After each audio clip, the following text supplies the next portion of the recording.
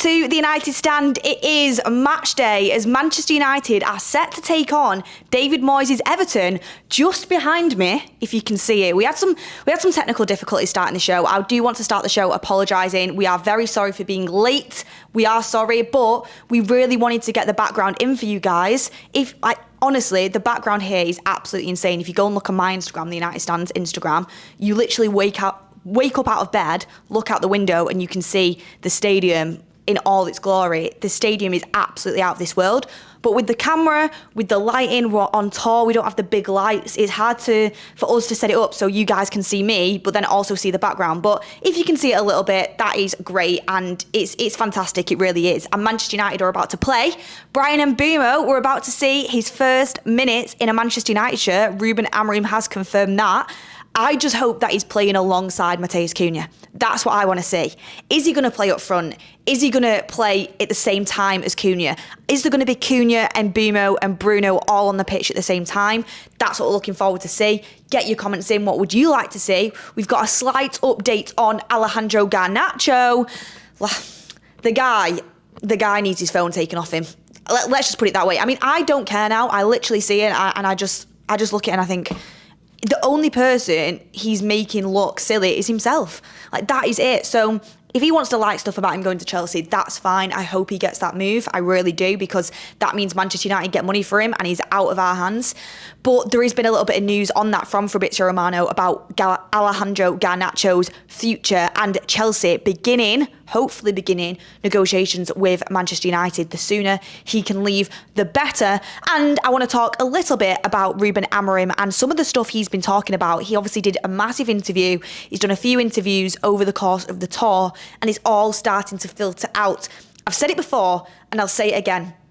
Ruben Amorim is the best manager in the league at talking. There is no doubts about it. Ruben Amorim, when he speaks, he has a way of just making you feel some sort of belief. Manchester United finished 15th last season. Okay, yeah, we've done well in the pre-season. You don't want to get carried away. But Ruben Amorim truly makes you believe that he is the guy. And the way he speaks is like he knows exactly what he's talking about. He really is convincing. Let's just hope he can back it up next season with results. I feel like he can, but like I said, he's brilliant at talking and brilliant at talking you into it. So let's see how we fare on this game today. I mean, we could already win a trophy, everyone. We could win the Premier League Summer Series trophy. You'll never sing that. You will never sing that. Manchester United today could win that, so hopefully we can. I mean, it'd be good to win. In everything, you want to win it, don't you? But get your comments in. Let us know how you're feeling. I also want to touch a little bit on the game, what 11 you would like to see. A little bit of a mini countdown to kick off. Talk a little bit about Benjamin Sesko. I mean, I don't know about you guys. I was having this conversation with my dad on the phone, little WhatsApp audio call before, as I was getting ready. And I said to him, I don't know about you, but everyone seems to feel very, very comfortable spending nearly 80 million euros on Benjamin Sesko, because that's what it's going to be. 80 million euros, that is a lot of money. I mean, a lot of money. My dad was saying he watched the Liverpool game before and Ekitike was playing, and he said, of course, it's only one moment, but he thought, how have Liverpool paid this amount of money for this guy? Like, he might have been a bit nervous or whatever, but he said he couldn't trap a bag of sand. So I was like, I know Benjamin Sesko is a good player. I know that he absolutely has potential, but 80 million euros is a lot of money. Should Manchester United be spending that on him, or should they be using the money elsewhere? Get your comments in and let us know, because I feel like Newcastle, the fact that they're bidding super high this early in negotiations, because sometimes there's a couple of bids, really does kind of make it difficult for Manchester United when it comes for them putting their money on the table. Of course, the player's got to choose a club, and if he chooses United, it doesn't really matter what Newcastle bid, because, you know, Leipzig can't force him to go to Newcastle. But it does sort of put a spanner in the works, and it does put Manchester United on the back foot, because Leipzig will be like, well, Newcastle have proven that that's what Benjamin Sesko's worth. We want you to put that money down on the table. And as the window keeps going and gets closer to the finishing line, United might buckle and put a big amount of money on the table. There's talks from Romano that for a special club, it will be 70 to 80 million plus add-ons. How much are the add-ons? You know, what's the structure of the payment? How much is the initial payment? All of these things can factor into whether it's a good deal or not a good deal. And I'm just thinking the price for this player is way too much. I really do think it is way too much. We can thank a couple of other clubs for skewing the market. Liverpool, Chelsea, but this is where we're at, and we've got to make that decision. Do you go in with the money or do you not? But let's start off on the news from Alejandro Garnacho. I'm trying to look. Ryan, is there any chance you can dim the light a tiny bit so they can see the background? I want you to see the background. I might go like extremely dark right now, but I want you guys to be able to see what I can see from here. See if it happens. See if it happens. I can't see it come through on my screen. Okay, there's a 40-second delay apparently, so I'll have to wait for it to go through. David, though, says, when will you guys be going outside the stadium? We'll be going outside the stadium after we've done this live stream and got some food. The game kicks off at 5 p.m. Atlanta time, 10 p.m. UK time. So we'll be probably in and around from about 3-ish in and around the stadium from them. So watch out for us. Let's see if you can see what I can see. Now you can see the background. I mean, I'm completely dark. I mean, what do you prefer? Me being dark or the background showing? Let's get a poll on it. Beth being dark or the background showing. Which one do you prefer? N says, hey Beth, love the stuff. As much as I love Bruno, if I don't see both Mbeumo and Cunha in the 10s, I'll be fuming. Although I don't agree with Bruno number 8. This is the difficulties in having these players all in the squad and everybody having a different opinion on where they should play. Because I've seen the TikTok edits, I've seen the Twitter edits of it's going to be scary but not for us, and you have Bruno pulling up, you have Mbeumo pulling up, you have Cunha pulling up, you have Ahmad pulling up. But like Ricky says, you can only play 11 and you do have to have some players in there that have their first thought is being defensive. Their first thought is stopping goals. Stop us conceding goals. And of course, being able to have all them players, good attacking players on the pitch is exciting. But can Bruno do it in the number 8? And that is what I want to see in today's game, because I don't know. I actually, based off what I've seen, the Europa League final and a couple pre-season games, I think he's better in the number 10. I absolutely do think he's better in the number 10. I think he's better closer to goal. I think if you're playing him in the pivot, he will cost you over the course of the season, because he is a little bit like a dog off a leash. He wants to be everywhere.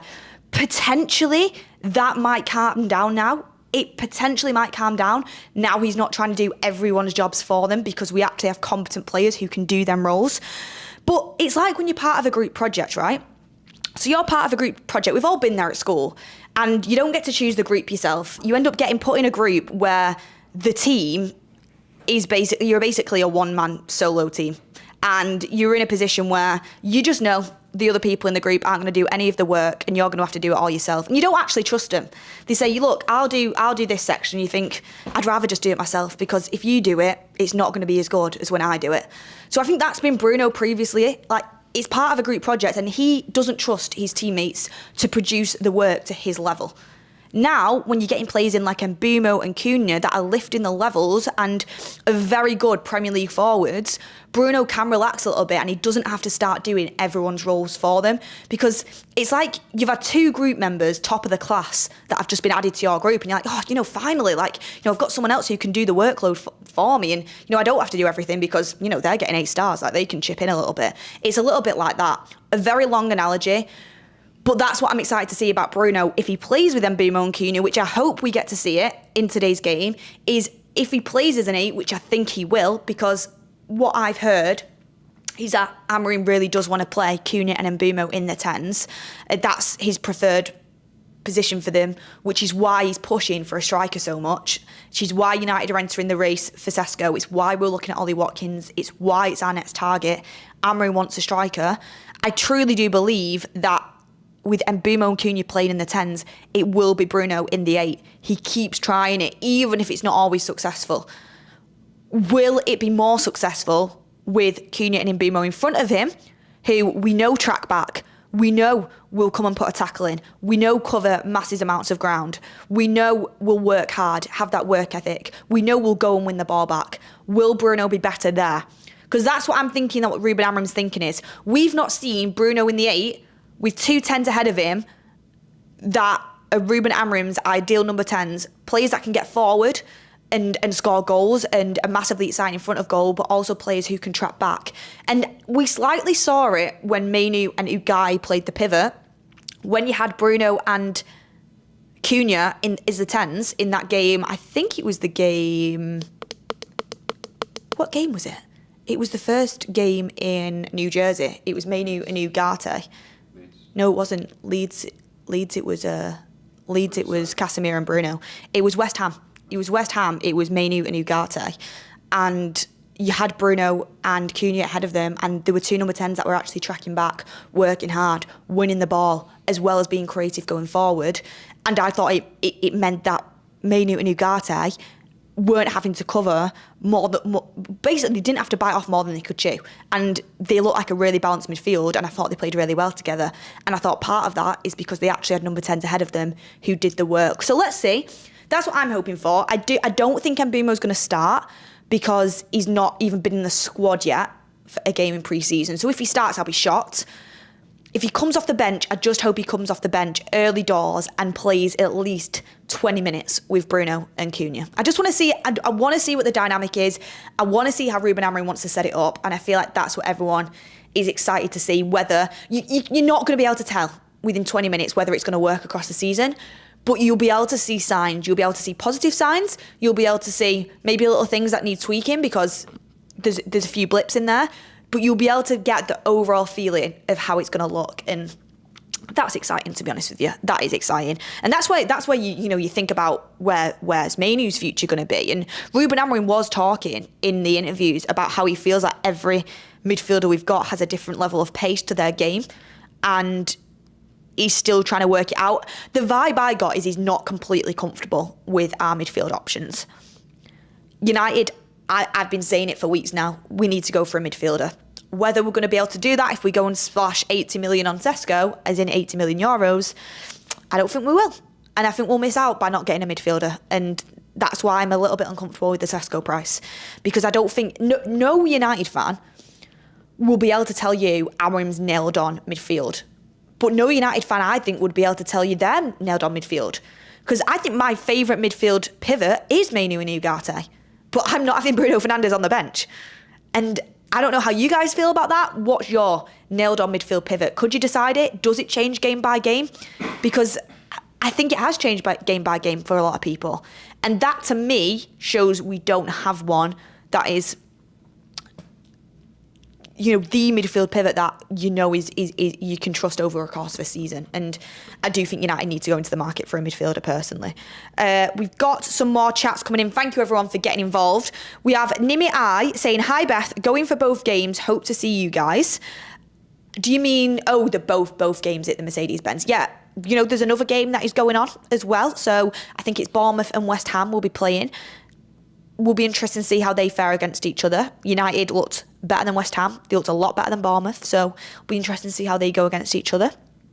And says, "Hey Beth, love the stuff." Oh, I've done that one. Thank you very much. Any other thoughts and feelings, get them in. Manu and Ugarte currently says Tobias Moon. Sebastian says, in certain games, especially versus low blocks, Bruno will be better. Lars says, do you think Kone will be a regular on the bench this season? Has he had... I don't know. Apparently, he was supposed to go on loan, and then that kind of got put on pause because he was impressing a lot in training. Everything I hear about Sekou Kone is he's looking very good, but Amorim hasn't seemed to trust him yet to play him for a good period of minutes. Whether he does next season, I'm not sure. I think if Ruben Amorim was planning to play Sekou Kone and bring him through next season, he would have played a lot more minutes in the pre-season games. Do you remember that year when Erik ten Hag brought Kobbie Mainoo through? Kobbie Mainoo in the pre-season got a lot of minutes until he got injured, sadly, against Real Madrid. I think we all still remember that. But that, you could tell that Erik ten Hag wanted to bring Mainoo through. He was bringing him through because he was playing him a lot in pre-season. That doesn't mean Sekou Kone won't come through at all, but I wouldn't surprise if late on in the window, maybe they decide to put him on loan. Maybe they just keep him there for squad depth. But I doubt when we're playing one game a week next season, unless we stay in the Cups for a long period of time, which I hope we do, that you're going to see much of Sekou Kone. I want to see him. I'm excited to see him. But I think we've got to trust Amorim with his development, and I think he'll bring him through when he is ready. Maybe early stages of the Carabao Cup we might see him, but again, I don't think we will, because I think Amorim will be taking the Cup so seriously, and because we've not got Europe, I think he'll play our strongest team in the Cups, because it's so important for Manchester United to not take any risks in them. We have to go for both the Carabao Cup and the FA Cup. We've got no European competition to compete in, so I'm not sure we'll see much of him apart from a few cameos, to be honest, but he's an exciting player and I'm hearing good things about him. Mr. Miracle says, the reason we are playing better is because we are holding the shape. It is clear after the first game, Bruno got told off and our formation is better for it. And then it makes everybody's jobs easier. Well, I'm going to come back to the point about the team because I think there's a lot to digest. I've got a little bit of, my opinion and a little bit of insight that I've gained off being on the tour. When we're on tour, you're speaking to a lot of journalists, you're speaking to people in and around the club, and you just get you get fed a little bit of information, and of course I like to feed it back to you guys, and it's nothing absolutely groundbreaking, but it's stuff that gives us a little insight about what Amorim's doing, how the camp is feeling, and why this season might be different, and I think it will be different. But let's bring in the Garnacho news to just kind of bring that in, because I was going to do that at the start of the show, but we got carried away. You know how it is. You know how it is. You get, especially me. I mean, I could talk for hours and hours and hours, and when I've got you guys feeding me, it's, you can get carried away sometimes. So, this is what Fabrizio Romano had to say about Alejandro Garnacho. It's just a little update. He said, Chelsea is now truly convinced with Alejandro Garnacho.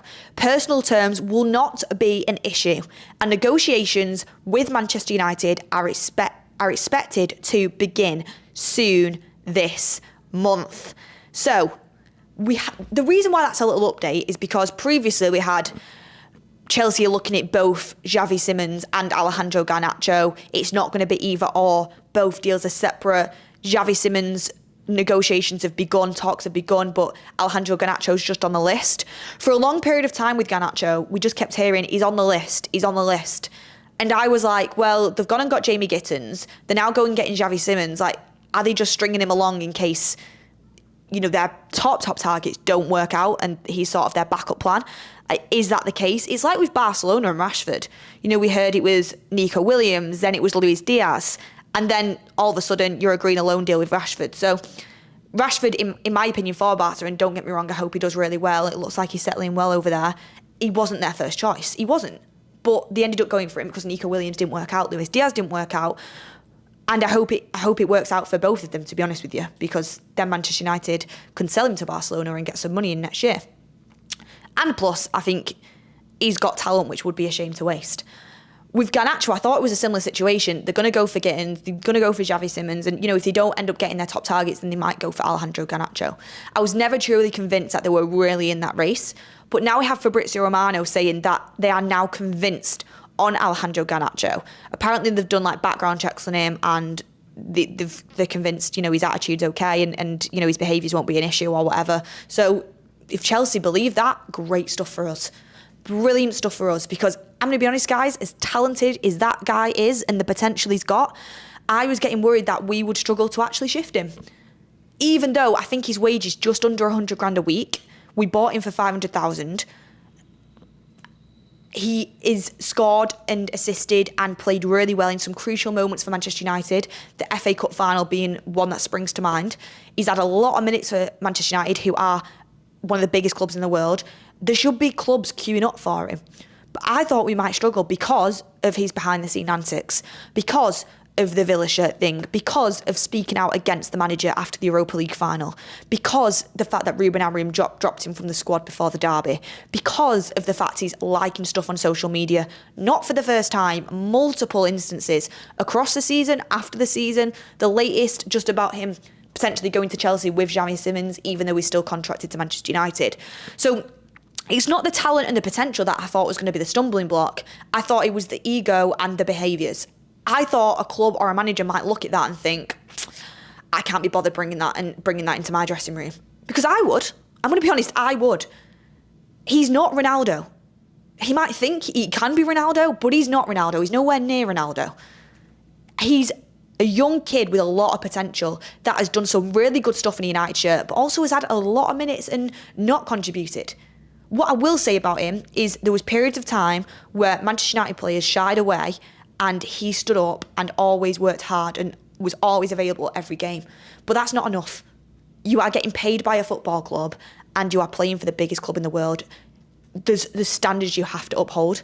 And Ruben Amorim saw through it. You know, there was, even when he first came onto the scene at Manchester United, there was that pre-season tour where Erik ten Hag didn't play him because there was punctuality issues and maybe attitude issues. And even Bruno Fernandes spoke about it in an interview.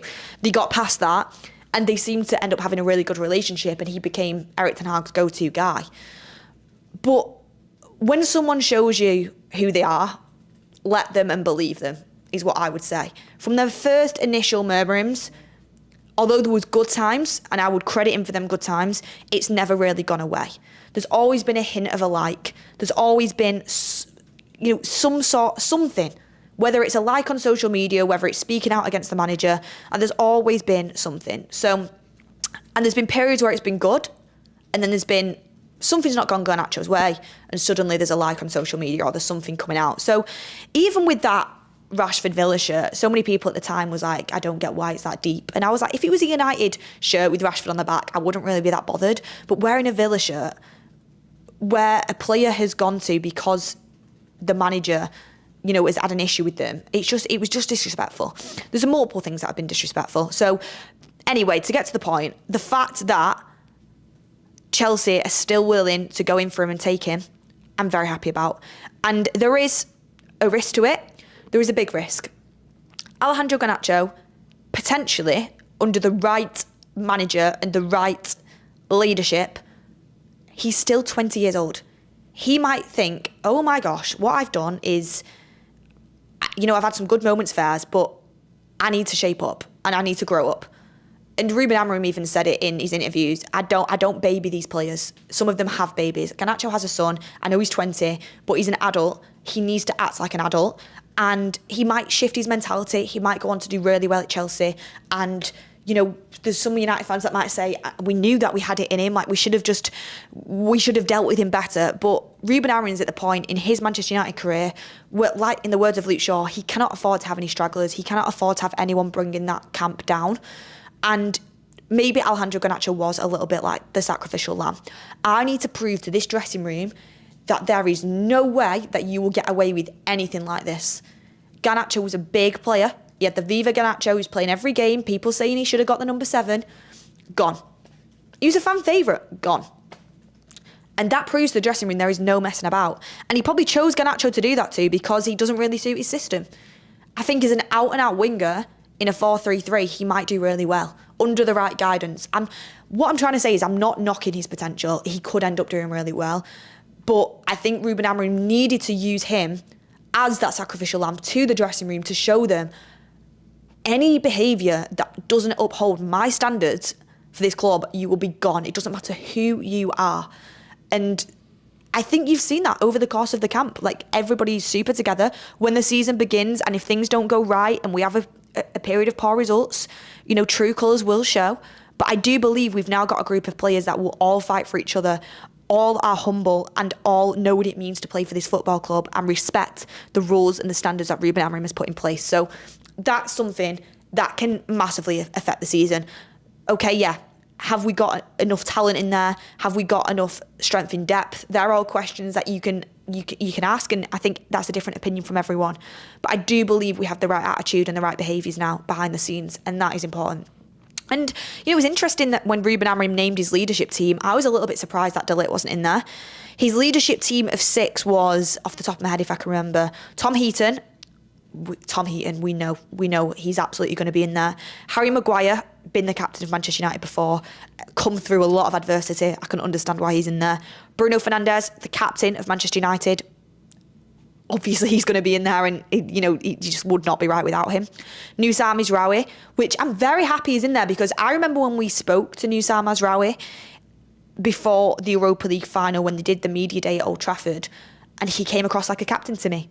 He came across like a captain. You can go and, if you go back through the interviews on the United stand, you can go and find it. He basically made 0 excuses for the season, said he was unhappy with himself, even though he'd been brilliant. He'd probably been the only one that can actually stand up and say, I've had a good season. He really did speak like someone with high standards. And I walked away from that. I said to Ryan at the time, I said, he seems like a captain to me, the way he's speaking. So always available for every game, will play through little knocks, little injuries. Very, very happy that Ruben Amorim's identified Nusar Mazraoui is a leader in there, and one of the senior members of the squad, and is in that leadership group. You have Diogo Dalot, who I know a lot of people will question whether he's good enough to start for Manchester United, but the reason I want him to stay at the club is, okay, he might not be a starter. Manchester United, when they're competing for a Premier League, at this current moment in time, I don't think he's a starter. However, you need players like him in your squad. He can play multiple positions. He will always give absolutely everything. He's got a top mentality, a top attitude. First one into training. You know, his idol is Ronaldo. I even had the Whoop band on the other day when we were interviewing him. He looks after his body immensely. He does all the right things. All the right things. One of the hardest trainers. That's an example you want to set to the younger players coming through. If we've got injuries at left wing back, he can play there. Right wing back, he can play there. He could probably even play right sided centre back if you needed him to. So he is multifunctional and he will always give everything. I think that's important. And then you have Lisandro Martinez. And Lisandro Martinez absolutely has what it takes to be a leader of that team. The way he speaks is fantastic. And he's won. He's a winner. He's won the World Cup. He wins trophies. Like in the past, when Man United, he's maybe had a few injuries, he's come back, and Manchester United, he's got us over the line. Him and Varane were a really important partnership. I get that. The only thing with me about Lisandro Martinez, where the jury's out on him, is injuries. And it's been unfortunate, his injuries at Manchester United, but I've not got another one left in me. He cannot have another long-term injury, or else for me, that is curtains. I know it's not his fault, and I know he wants to play, but a lot of people gives Luke Shaw a hard time, and I understand why. A lot of people give Antony Martial a hard time, and I understand why. Luke Shaw, when fit, is one of the best players at the club. Antony Martial, when fit, was absolutely top draw, but you can't rely on them. I understand why people were frustrated with that and wanted to sell them. Lisandro Martinez, fantastic player. However, he's never fit. You've got to have the same sort of, you can't treat certain players differently. I want Lisandro Martinez to be successful. I want him to stay fit more than anything because I think he can massively contribute to this team. I think he's a really good player. I think he has that aggression that we need. However, one more long-term injury and I think I'll lose it because I just want him to be there because he's so good. So, yeah, Lisandro Martinez, obviously he's always in the dressing room. He's come to the pre-season tour. I understand why he's part of that leadership group, but he needs to get fit. He needs to get fit. He does. And I know it's not his fault. And I know long-term injuries are really tough on players and tough on their mental health and everything like that. But, we're a football club who needs our best players to be fit. So he needs to get fit for me to kind of consider him as, one of the top players of the football club. I am surprised that De Ligt wasn't in there. I really am. De Ligt's won everywhere he's been. He's won at Bayern Munich, he's won at Juventus, he's won at Ajax. He was captain of Ajax at 18, was it? I really am surprised De Ligt's not in there, especially considering the fact that I think De Ligt is our starting central centre-back. I don't know if Maguire's our starting central centre-back. As much as I do view Maguire as one of the captains, I think it's good to have someone on the pitch who, every game, who, at the back, the rock in the middle of that back three, who is one of the leadership team. Maybe everyone can act like a captain in their own way, and having a team of captains is important. But yeah, I did find it strange that De Ligt wasn't in there, to be honest with you. Any Sesko news? Let me get the latest on Sesko for sure.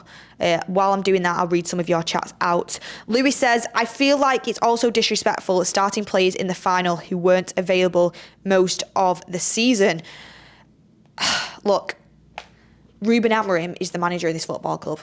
Ruben Amorim can start whoever he wants in the final. Alejandro Garnacho does not demand a starting position in the final. Would it have been a better option for United? Maybe, we don't know. But it also might have not changed anything. We don't know because we didn't see it. Ruben Amorim is the manager, and no matter what, you have to respect the manager. Look at Ahmad. Ahmad came on in the FA Cup, semi-final, quarter-final against Liverpool, scored the winner.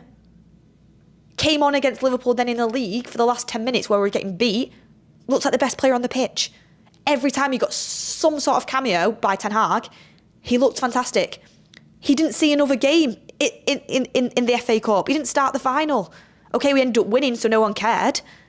But you heard nothing from Ahmad. Ahmad was our best forward player. He wasn't getting any minutes. Nothing. He remained professional. You've got to have that attitude. When I get on the pitch, I will show them. Nobody demands a starting position for Manchester United, no matter who you are. Okay, yeah, I would be gutted if I played the whole season and I got benched for a final. I would be. But you go and show them in the next game. You don't come out when your whole team is hurting, then do certain members in tears and start basically making it about you. It's the wrong attitude to have. You've got to play as a team. You can't think about yourself individually in them moments. Not Brian Robson says, great show, Beth. Score prediction for the Everton game. It's going to be interesting, isn't it? Because I watched a little bit of Everton against Bournemouth and then I watched a little bit of Everton against West Ham. Everton don't look that great right now. But Moyes has had our number a couple of times before. I am going to go with 3-0 Manchester United. 3-0 Manchester United is what my score prediction is going to be. I think we will win. And I think we will win comfortably. I'm going to go with 3-0. What's your score prediction? Get down below in a second. I am also going to quickly... I'm going to quickly run through what my starting 11 would be. Also, just back on the Garnacho thing. Yes, okay, maybe Amorim didn't get his team selection right for the final. But Amorim saw Garnacho early doors for the issues with his attitude. So, why play someone in a final when you probably don't see a future for them next season? Which he probably was always going to move him on in the summer. Anyway, it frustrates me when people blame Amorim for that. Okay, yeah, maybe you should have played a slightly different team. That final was dreadful. And Amorim's got to take responsibility for it, and so did the whole team. But, there's more to what goes into it than just, what we've seen. There's loads of stuff behind the scenes. Managers have principles on attitude, on standards. So at the end of the day, we can criticise the manager. Of course we can. I will probably do it at points next season. You guys will probably do it. He's never going to be perfect. But you've also got to trust him in certain decisions that he makes as well. Gonna smash Everton, I think, says Johnny. 8-3, says Devin. Everyone make sure you smash a like on the video. Thank you for sticking with us. It's been a brilliant show so far. Some really good chats in the room. Let me just try and get the latest on Sesko for you guys. And then I'm going to name my starting 11. Okay. Let me just get it up here. I did have it on here, but I've lost it. When you're trying to flip between different... Okay. So the latest we've got, which there's not really any movement, to be honest with you, is that Sesko was not given an 100% decision to Manchester United yet that he wants Manchester United. Manchester United, when they get that, they will go and bid to Leipzig for Benjamin Sesko. But he has not said to United, you are the ones I want. He's still making that decision. Why he's still making that decision, I don't know, to be honest with you. And this is no disrespect to Newcastle, but I do think Manchester United is a more exciting project. And Newcastle fans will call me absolutely delusional. They're in the Champions League. They're building with a manager that's been there for 4 years. They've got a better team than us. They've done better than us the last few seasons. But Newcastle, I think, will always drop in and out of the Champions League. And United are an absolutely massive club, the biggest club in England, one of the biggest clubs in the world, that are now on a mission with Ruben Amorim to get back to the top of world football. You could be that striker. We've gone and signed positively in Cunha and Mbeumo. I do think United always has that pull. It's a reason why Cunha chose us over Newcastle. It's a reason why Mbeumo chose us over Newcastle. There is a reason why these players do this. It's not just me being biased. There is a reason. United's history, the thought of being one of the players that takes Manchester United back to the top sells a lot of players. It does. And Ruben Amorim, for me, he talks the talk, let's hope he walks the walk. I genuinely believe that he is the guy to take us back there. I genuinely believe that, even though the results last season were so bad, the confidence he has in himself and what I'm hearing about the pre-season, it does give me that belief. And yeah, okay, it might just be blind belief because I want it to happen. But I'm hearing stuff like on the training ground in this pre-season, everything is super meticulous. Every single move on the football pitch, the players are being walked through it over and over and over again until it's in their heads. Like, the tactical work that has gone into this pre-season is massive.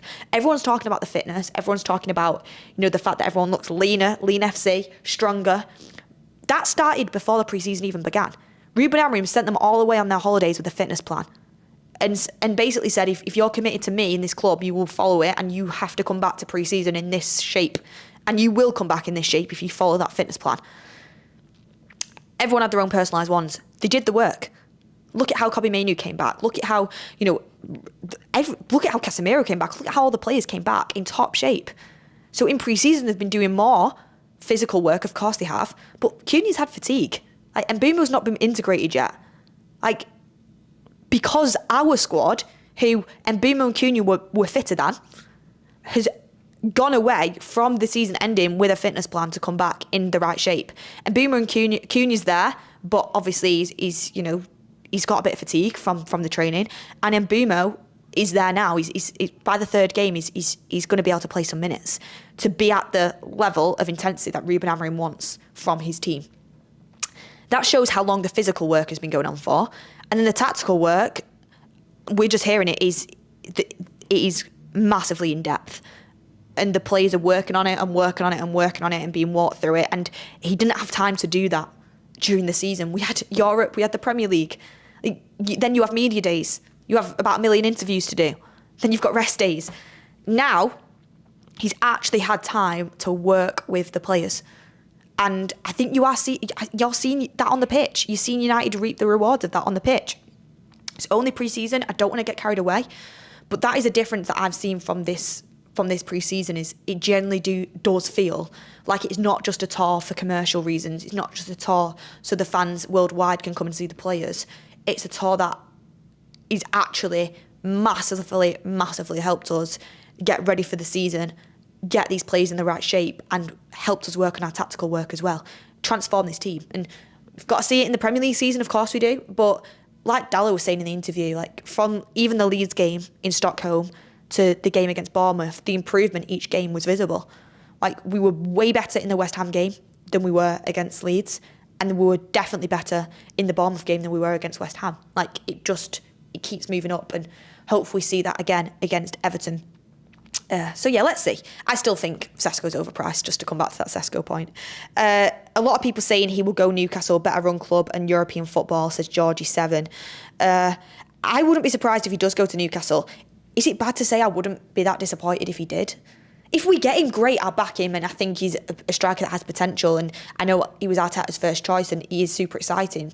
But it's 80 million euros, it's a lot of money. We can spend that somewhere else as well. So if we get him, great. If we don't, I won't sit here gutted about it. Whereas if somehow we didn't end up getting Cunha, I'd be absolutely devastated. If somehow Spurs ended up entering the race for Mbeumo and got him, I'd be devastated. Newcastle end up getting Sesko, I won't lose any sleep. If we get him, great. If we don't, I'm not too fussed. That's just my opinion. I know some of you might be a little bit different on that. Rumar Play says, on my way to the stadium, hope I see you all there. Well, just to wrap up the show, I am going to name what my starting 11 would be in today's game. I'm going off the fact that Mbeumo's fit and ready to start because I want to. Because I can. And because I'm live and I can do what I want. So, starting in goal, I'd probably have Tom Heaton. I'm not even joking. I would probably have Tom Heaton. I thought he was fantastic against Bournemouth. Starting in goal, I would have Tom Heaton. My back three. I don't know if Mazraoui's back yet. I'm going to assume he's not because he was injured in the last game. So I'm going Tom Heaton in goal. My back three, I'm going with Lenny Yoro, right-sided centre-back. I'm going De Ligt, central centre-back. And I'm going Aidan Heaven, left side. Actually, no, I'm probably going to go Luke Shaw. Luke Shaw, left-sided centre-back. If Mazraoui's fit, I would go Mazraoui right-sided centre-back, De Ligt central centre-back, and Yoro left-sided centre-back. Yoro can play any. Yoro is absolutely first name on the team sheet for me. I think if Mazraoui's fit, that's the best back three. If Mazraoui isn't fit, then as much as I do think Aidan Heaven is a really good prospect, a really good player, I do think Luke Shaw, on paper, is our best left-sided centre-back. I'm just thinking about who's the best player right now. That is what I'd go with. My midfield two would be Bruno and Ugarte. My 2 10s would be Mbeumo and Cunha. My wing-backs would be Dorgu and Ahmad. And my striker, because, I mean, there's nobody else right now, would be Rasmus Højlund. This is a question I wanted to ask you guys, and I can already feel my phone. I've not even looked at it, of people saying, why Luke Shaw? Why Luke Shaw? Purely because I heard that Ruben Amorim, behind the scenes, has said if Luke Shaw can stay fit, he's world class. His touch, everything about him is world class. That's what Ruben Amorim has said behind the scenes, and I know that through a good source. You can believe me, you don't have to believe me. But every manager apart from Mourinho has identified that, is what I've been told. So if every manager has identified that, he's been massively rusty, and there's certain things that have wound a lot of people up. And, he might get injured again. He might do. And again, it'd be gutting. But you do have to play your best team. Aiden Evan is the future of this football club, and I think he's got so much in him. And if he played today, brilliant stuff. I'm not really that fussed. It's a pre-season game. But what I will put out there is that Luke Shaw, if he can stay fit, is fantastic. It's just whether he can. And I'm based off track record, he can't. So it's like, do you even like go down the route of playing him hoping he is going to, or do you just play him sporadically when you need him? Do you just play him off the bench? That's a question.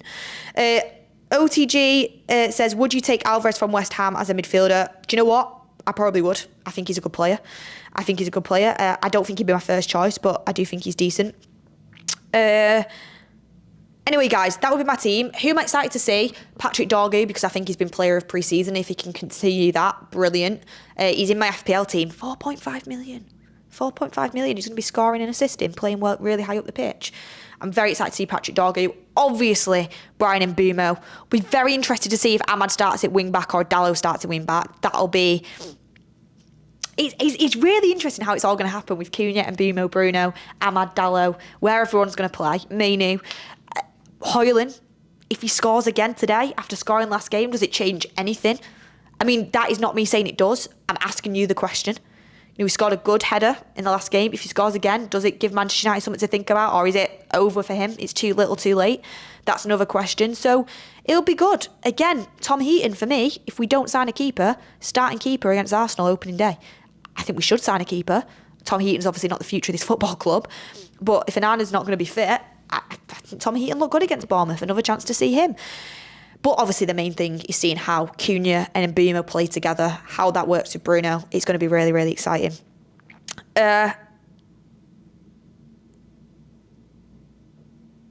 We have Jason Hanna saying, Ugarte, Bruno midfield hurts my eyes. Ugarte, Kobe, Mainoo are better together. I agree, Jason. I actually really like Ugarte and Mainoo together. But if Mbeumo and Cunha are starting in the 10s, Bruno's going to go somewhere. So that's the interesting part. But look, guys, I'm going to love you and leave you. I'm going to get ready to go to the game. I'm going to go get some food. Thank you so much for tuning into this live stream. It's been fantastic to hear all of your comments. Get a little bit of my thoughts out on the current situation. Garnacho hopefully going to Chelsea. Negotiations going to start soon. My thoughts on Benjamin Sesko. I just can't get myself as excited as everybody else right now, mainly because of the money side of things as well, and the fact we need a midfielder. But let's see how this transfer window goes. What I am focused on now is seeing that team in the absolutely unbelievable stadium behind me, the Mercedes-Benz Arena. Just stay tuned on the United Stand socials when we get in there, because it looks like something that's like 50 years in the future. It looks like something from outer space. It's fantastic. And this view from the hotel room as well is just incredible. So thank you everyone for tuning in. Smash a like on the video if you've not already. My final score prediction is 3-0 to Manchester United. Patrick Dorgu, man of the match once again. Or Cunha. If Cunha starts, Cunha could be up there as well. But look, thank you everyone for watching, and I will see you on the next one.